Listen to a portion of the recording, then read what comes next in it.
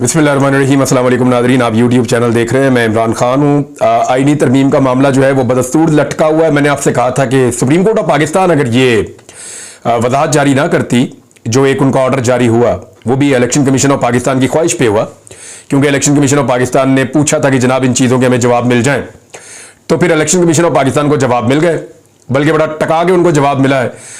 और उस जवाब की रोशनी में इलेक्शन कमीशन ऑफ पाकिस्तान को अब अमल दरामद करना पड़ेगा, वरना फिर होंगे। या अगर पाकिस्तान तहरीक इंसाफ ने जो तौहीन अदालत की दरखास्त दी हुई है वो लग जाती है सुनने के लिए, और वहां पे इलेक्शन कमीशन ऑफ पाकिस्तान आकर फंस जाता है, तो इलेक्शन कमीशन ने तो जितनी गलतियां पाकिस्तान की तारीख में अब की हैं, या जितना अजीबोगरीब इलेक्शन करवाया है और जिस तरह के मामलात उन्होंने रखे हैं, इनके ऊपर तो पाकिस्तान तहरीक इंसाफ के लोग बार बार कहते हैं कि आर्टिकल 6 ही लगा दे इलेक्शन कमीशन के ऊपर। बहरहाल अभी जो सिचुएशन है मैं आपको बताता हूं। रात को मौलाना फजल रहमान साहब के दरवाजे पे थे लोग। सो रात को फजल रहमान साहब को मिलने के लिए जो पाकिस्तान तहरीक इंसाफ का वफ्द गया, तो उन्हें पता चला कि हुकूमत वाले बैठे हुए उठ ही नहीं रहे। हुकूमत भी वहां पे जो है वो पक्की हो गई, बैठ गई कि हमने उठना ही नहीं। अगर हम उठ गए तो फिर पीटीआई वाले मुलाकात कर लेंगे फजल रहमान साहब से। तो उन्होंने अपनी मुलाकात को लिंगर ऑन किया, लंबा किया, लंबा किया, लंबा किया, फिर पीटीआई की मुलाकात कैंसिल हो गई। फजल रहमान साहब के बंदों ने पैगाम दिया, जी कल आके मिल लीजिएगा। उन्होंने कहा ठीक है। और कल के दिन में क्या हुआ, असेंबली का इजलास हुआ, इमरान खान साहब के ऊपर टिका के तनकीद की गई सिर्फ एक ट्वीट को लेकर।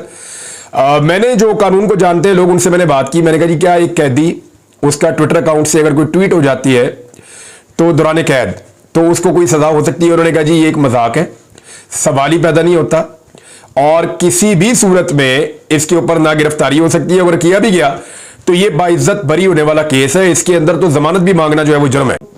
0% इसमें इम्कान आते हैं, तो ये तो मुकदमा बनता ही नहीं है। जो लॉ को जानने वाले लोग हैं, कुछ वकला है उन्होंने बताया, कुछ जो सहाफी हैं हमारे उन्होंने बताया।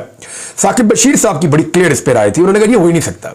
एक बंदा कैदी है, उसका ट्विटर कहीं बाहर इस्तेमाल हो रहा है और उसके ऊपर एक ट्वीट होती है, और उस कैदी के ऊपर आप जेल के अंदर एक और मुकदमा करके उसको आप पकड़ लेते हैं, तो ये नहीं हो सकता, ये होगा भी नहीं, उन्होंने ये कहा था। बहरहाल वो जो मुकदमा हुआ इमरान खान साहब पे, उस पर गई FIA जाके, इमरान खान साहब को स्टेटमेंट भी आया, वो भी आपको बताता हूँ। लेकिन रात को दोबारा पहले हुकूमती वफ्द पहुंचा, शहबाज शरीफ साहब ने मुलाकात की, बिलावल वगैरह ये सारे जाके मिले। यानी वजीर दाखिला भी इस काम पे लगा हुआ है, वजीर आजम भी इस काम पे लगा हुआ है, सारे इसी काम पे लगे हुए हैं, और वो कोशिश कर रहे हैं कि किसी तरह ये आईनी तरमीम हो जाए। नजम सेठी ने यह कहा कि ये जो आईनी तरमीम है, इसके लिए एस्टेब्लिशमेंट का दबाव है पीपल्स पार्टी और नून लीग पे, आप घर जाएंगे। अब ये नजम सेठी साहब ने खबर दी है, मुमकिन है ठीक हो, उनके एस्टेब्लिशमेंट से ठीक है ताल्लुकात, और उनको ये बात अंदर से पता चली होगी, अगर ये कानून साजी करवाएंगे तो ठीक है, तो फिर ये घर जाएंगे। तो सिस्टम तो लपेटा नहीं जा सकता। उसकी वजह यह है कि पाकिस्तान में इस वक्त लोग एंटी एस्टेब्लिशमेंट है। होता है ना, वेव चलती रहती है मुल्कों में, तो पाकिस्तान में इस वक्त वेव जो है वो एंटी एस्टेब्लिशमेंट है।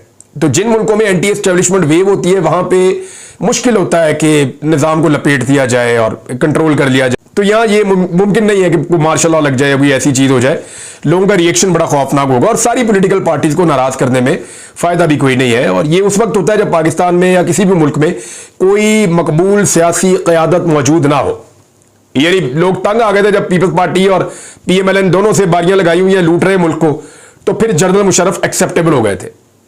इस वक्त जो है वो लोग एक पॉलिटिकल पार्टी को बहुत सपोर्ट कर रहे हैं, और वो पॉलिटिकल, उनके अलावा बाकी पॉलिटिकल पार्टीज की भी अपनी अपनी जगह पे कुछ कुछ सपोर्ट अपने अपने सूबों में, अपने अपने इलाकों में मौजूद है। तो ये मुमकिन नहीं है कि मार्शल लॉ लग जाए। लेकिन नजम सेठी साहब ने कहा तो सुन लेते हैं। उन्होंने एक और बात भी की नजम सेठी साहब ने, पहले वो मैं आपको बता देता हूं। उनके बकौल भी अभी तक मसला वहीं पे फंसा हुआ है कि नंबर पूरे नहीं हो रहे और बंदे ही पूरे नहीं हुए। हुकूमत मौलाना फजल रहमान साहब के पीछे भाग रही है, और मौलाना फजल रहमान आ रहे हैं। मौलाना फजल रहमान साहब को हुकूमत ने अभी तक जो आईनी तरमीम है उसके बारे में सिर्फ इशारे बताए कि जनाब ये चीजें हम करने जा रहे हैं, और ये चीजें जराए से कुछ बाहर भी आई। जो चीजें बाहर आई उनमें 5 चीजें हैं, मैं आपके सामने रख देता हूं कि एक्चुअली ये करना क्या चाहते हैं। लेकिन आईनी तरमीम होती कैसे? देखिए ये 2 तरीकों से आएगी ना। तो प्राइवेट मेंबर जो है वो लेकर आएगा आईनी तरमीम का बिल, वो असेंबली में आएगा, उस पर डिबेट होगी, वोटिंग होगी, फिर एक असेंबली से, फिर उसके बाद सेनेट आएगा, फिर जाके उसका वो नोटिफिकेशन हो जाएगा और वो कानून बन जाएगा, आइन में तरमीम हो जाएगी। लेकिन ये तरीका तो हुआ नहीं, क्योंकि एजेंडे में ये शामिल ही नहीं है किसी जगह पे, वरना पता चल जाता। जो दूसरा तरीकाकार है वो ये होता है कि गवर्नमेंट लेकर आ जाए कोई तरमीम आइन के अंदर, उसमें यह होता है कि लॉ मिनिस्ट्री जब उसको मुकम्मल करती है तो फिर वो काबीना के अंदर जाता है, कैबिनेट जो है वो उसकी मंजूरी देती है, वज़ीर साइन करता है, फिर वो एक बिल की सूरत में असेंबली में पेश हो जाता है। अब जो मीटिंग हाल ही में हुई काबीना की, उसके अंदर तो ये एजेंडे में था ही नहीं, लेकिन अभी पता चला है कि आज जब मैं ये वीलॉग कर रहा हूं, थोड़ी देर के बाद आप जब सुन रहे हैं, हुकूमत कैबिनेट की मीटिंग बुला रही है और काबीना की मीटिंग के अंदर शायद ये आईनी तरमीम अब रखी जाएगी।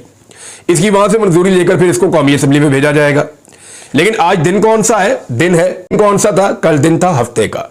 याद रखिए, हफ्ते और एतवार को नॉर्मली असेंबली बंद होती है, यहां पे बिजनेस नहीं चल रहा होता।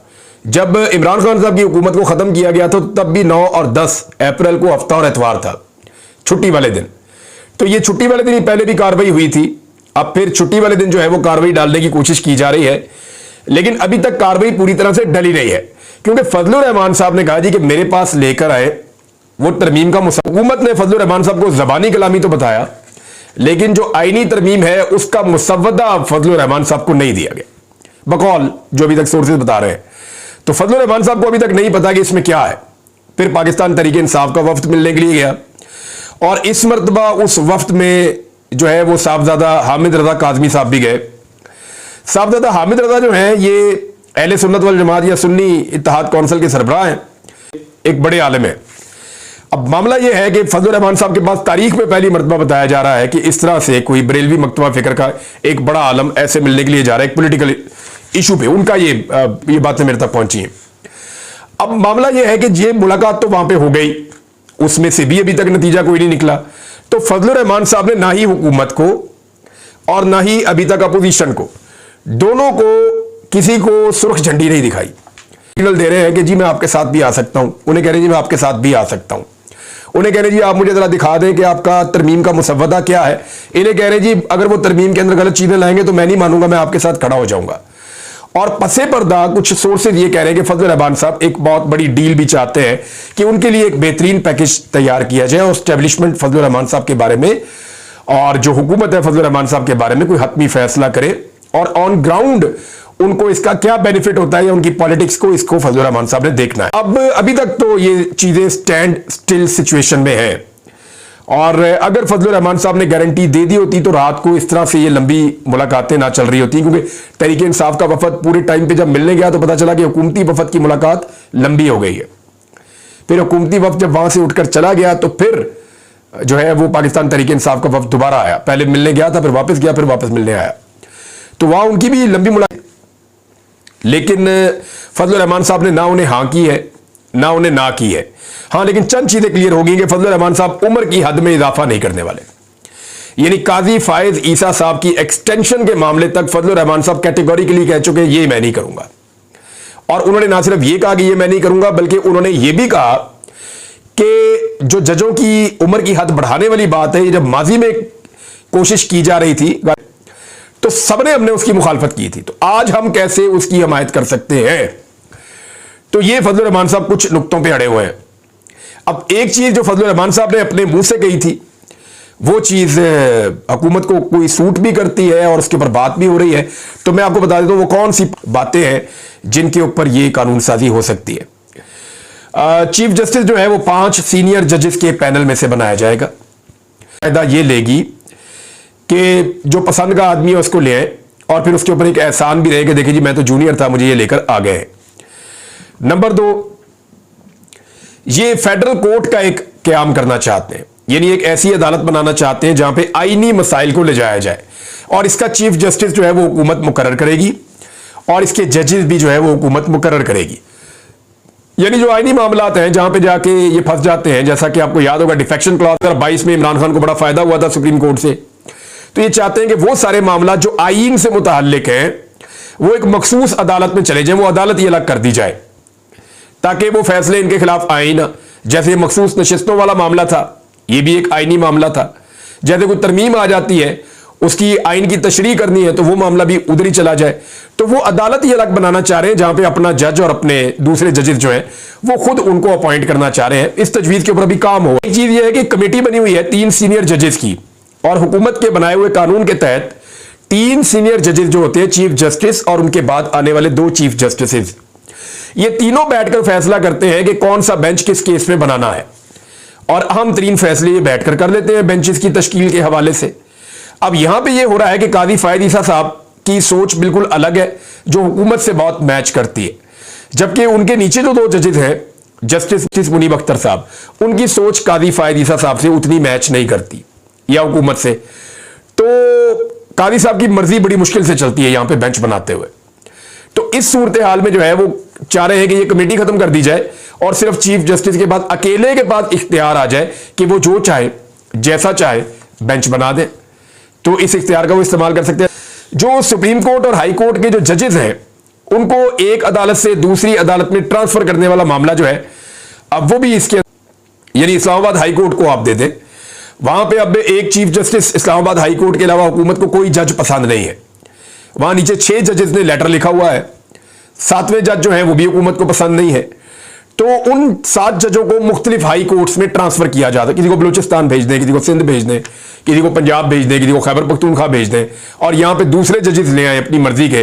तो इस्लामाबाद हाई कोर्ट पे कंट्रोल अच्छा हो जाएगा एक ये, क्योंकि इससे पहले हाई कोर्ट पर नहीं होते थे। सुप्रीम कोर्ट और हाई कोर्ट जजेस तैनाती के लिए जुडिशल कमीशन और पार्लिमानी कमेटी को इकट्ठा करने की आईनी तरमीम, यानी पार्लिमान की एक कमेटी बन जाएगी, उसका भी बाकायदा इन्फ्लुएंस होगा, और जो एक जुडिशल कमीशन पहले से मौजूद है उसका भी एक इन्फ्लुएंस होगा। तो ये जब मिलकर करेंगे तो हुकूमत की मर्जी के जजेस आया करेंगे, जो नए जजेस अपॉइंट हुआ करेंगे उस हवाले से सुप्रीम कोर्ट में या हाई कोर्ट में।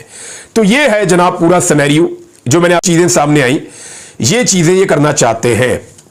अब हुकूमत की उम्मीद कहां पे खड़ी है? देखिए, हुकूमत के बाद 213 लोग, और स्पीकर क्या वोट डाल सकते हैं? स्पीकर का ये कहना है कि वो डाल सकते हैं, लेकिन जो अपोजिशन है उनका कहना है कि स्पीकर वोट नहीं डालेगा, वोट जो है वो बाकी लोग डालेंगे।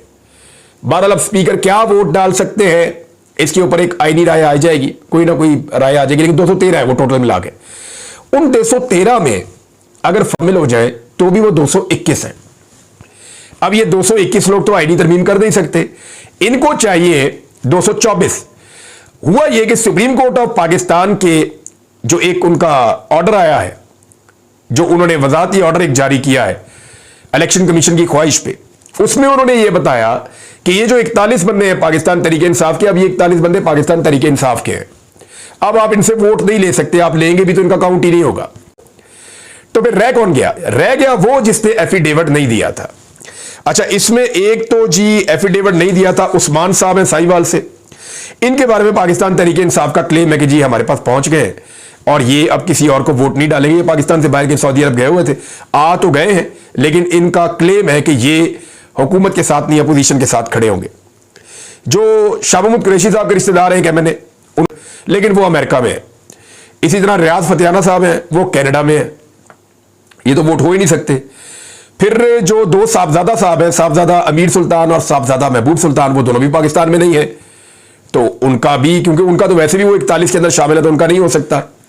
तो हो किसका सकता है? एक ब्रिगेडियर असलम घुम्मन है और एक औरंगजेब खिच्ची है। ये 2 लोग हैं जिनके ऊपर सबका फोकस है। औरंगजेब खिच्ची साहब कह रहा है कि शायद उनको टैकल कर दिया गया है और वो हुकूमत के कैंप में आकर शायद वोट डाल दें, लेकिन प्रेशर बहुत ज्यादा है।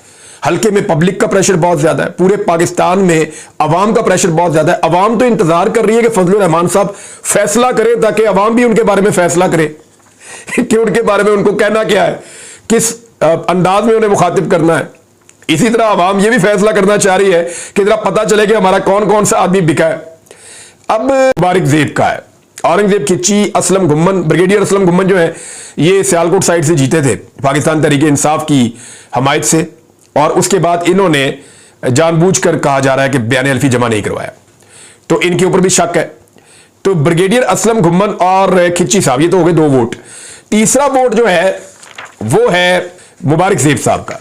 मुबारक ज़ेब साहब जो है उन्होंने 4 शराइत हैं, वो मैं आपको बता देता हूं। एक, उन्होंने कहा जी कि मेरी इमरान खान से मुलाकात भी करवाएं और मुझे बाजोड़ का सदर बनाएं, और गुल जफर जो इमरान खान साहब के बहुत करीबी और बड़े मजबूत साथी हैं उनको सदारती ओहदे से हटाएं, और यह भी कहा कि मुझे 50 करोड़ रुपया भी दें, जो मेरा फंड है, फंड में 50 करोड़ रुपया भी दें।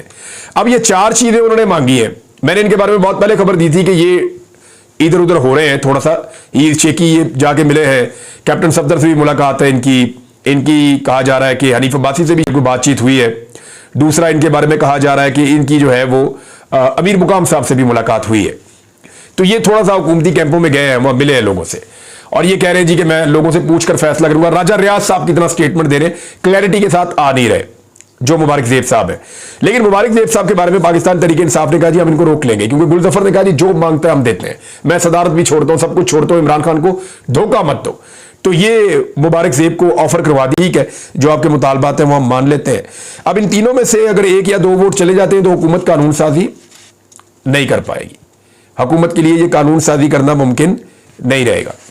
उमर अयूब साहब ने रात को ये क्लेम किया था कि नंबर पूरे नहीं होंगे, और उमर अयूब साहब एक संजीदा सियासतदान है, उनकी असेसमेंट है कि हुकूमत के अभी तक नंबर पूरे नहीं हो। मजबूर किया जा रहा है नजम सेठी साहब के बकौल एस्टेब्लिशमेंट की जानिब से कि हर हाल में नंबर पूरे करके आप ये कानून साजी करें, और उनकी मदद भी बहुत हो रही है। अच्छा नाज़रीन, पाकिस्तान तहरीक इंसाफ की भी इसमें बड़ी कोताही है।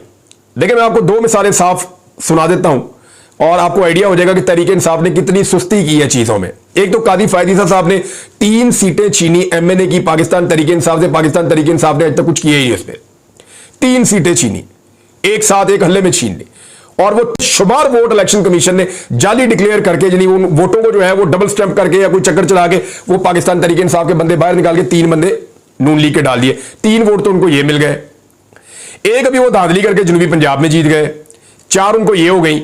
3 जो है वो एक स्टे ले लिया गया था, वरना जस्टिस तारिक महमूद जहांगीरी ने इस्लामाबाद के तीनों एमएनए पीएमएलएन के फारग कर देने थे अभी तक। अगर वो स्टे ना होता तो दे दूंगा, और वो 3 एमएनए फारग हो जाते तो ये रह जाते 207, यानी अभी 213 है, ये 206 या 207 होते इस वक्त, और ये कभी आईनी तरमीम का सोच भी ना सकते, और मौलाना फजलुर रहमान साहब के दरवाजे पे इतना रश भी कभी ना होता। अब इसमें 2 मिसालें मैं आपके सामने रखूंगा। एक मोहम्मद इलियास साहब हैं, इलियास चौधरी साहब, ये गुजरात से हैं। ये जीते थे पाकिस्तान तहरीक इंसाफ से और बैठते भी पाकिस्तान तहरीक इंसाफ के साथ है। इनको काफ लीग में शामिल कर दिया इलेक्शन कमीशन ने जबरदस्ती। वज़ई साहब हैं, ये बलूचिस्तान से जीते थे पाकिस्तान तहरीक इंसाफ की सपोर्ट से, इनको नून लीग में शामिल कर दिया इलेक्शन कमीशन ने जबरदस्ती। और ये दोनों आज भी अपोजिशन की सीटों पे पीटीआई के लोगों के साथ बैठते हैं, हुकूमत के साथ नहीं बैठते। ये कहते हैं उनका हिस्सा ही नहीं है, लेकिन कागजों में उनका हिस्सा है। वोट इनको वहां डालना पड़ेगा, नहीं डालेंगे तो सीटें फारग हो जाएंगी। तो अभी तक इलेक्शन कमीशन के इस कदम के खिलाफ पाकिस्तान तहरीक इंसाफ किसी अदालत में नहीं गई। अब आप अंदाजा कीजिए। तो अब तक के लिए इतना ही। अपना ख्याल रखिएगा, अपने इस चैनल का भी नजर रखते हैं इन सारी चीजों पे, आपको बताते हैं फर्दर अपडेट। अल्लाह हाफिज। रुक जाओ वहीं।